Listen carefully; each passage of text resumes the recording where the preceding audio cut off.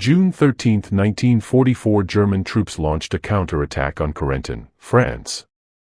Meanwhile, near Villers-Bocage, Hauptsturmführer Michael Wittmann's lone Tiger tank destroyed 25 tanks and vehicles of the British 7th Armoured Division. The Black Baron rides forth on the morning of June 13. The British advanced into Villers-Bocage. Aside from chasing away a few German reconnaissance elements, they encountered no resistance. They entered the town to the cheers of the French locals. They set up a perimeter around the town and waited for the inevitable German counterattack. The men advancing towards Point 213 did so without any advanced reconnaissance. This is something pointed out as being odd in hindsight. Wittmann had placed the remnants of his company at the base of the ridge under Point 213, and as such stood right in the way of the approaching British. He had characteristically hidden his tanks among the foliage, covering them with tree branches to further conceal them. The British were advancing into a trap. Wittmann had expected a British move through his area, but he had not expected it so soon. Elements of the 4th County of London Yeomanry were barreling down the road towards his position, and he knew it was only a matter of time before he was spotted. He had to decide at once what to do. His next actions have been described as either selflessly heroic or brash bordering on irresponsible. He told the other tanks to hold their position, and he charged the British in his formidable Tiger tank. The British were understandably taken by surprise at the sight of a lone Tiger appearing as if from nowhere. Wittmann charged the line of tanks, knocking out the last one in the line, a Cromwell.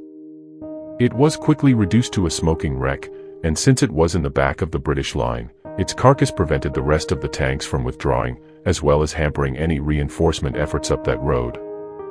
Wittmann destroyed 5 tanks during his incredible charge, but he wasn't finished. He went straight into Villers-Bocage, while the British tried desperately to bring their anti-tank weapons to bear. Their efforts would prove futile, as Wittmann's tank would simply overrun their position and force the outgunned infantry to seek cover. Once in the town, he continued to pummel the hapless British, destroy a dozen more tanks and several anti-tank guns and other vehicles. Much of the British arsenal seemed useless against the thick-armored behemoth, simply glancing off its armor without causing any real damage. Only a lucky shot to his tank's treads finally put an end to his wild assault. Wittmann and his crew escaped their vehicle and made it back to their HQ on foot, evading the British patrols in the area.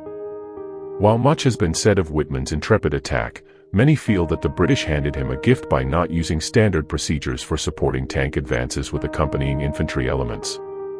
Also, the order not to send reconnaissance elements towards the ridge has often been called into question. If the British had spotted those elements of the 101st SS Panzer Division, and had they brought a more conventional combined arms approach when reacting to them, the outcome could have been very different.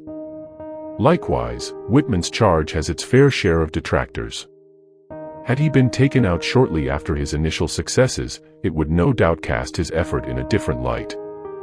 Also, some have put forth the theory that had he coordinated his assault with other elements, the damage he inflicted would have been magnified, and perhaps the battle would have ended right then and there.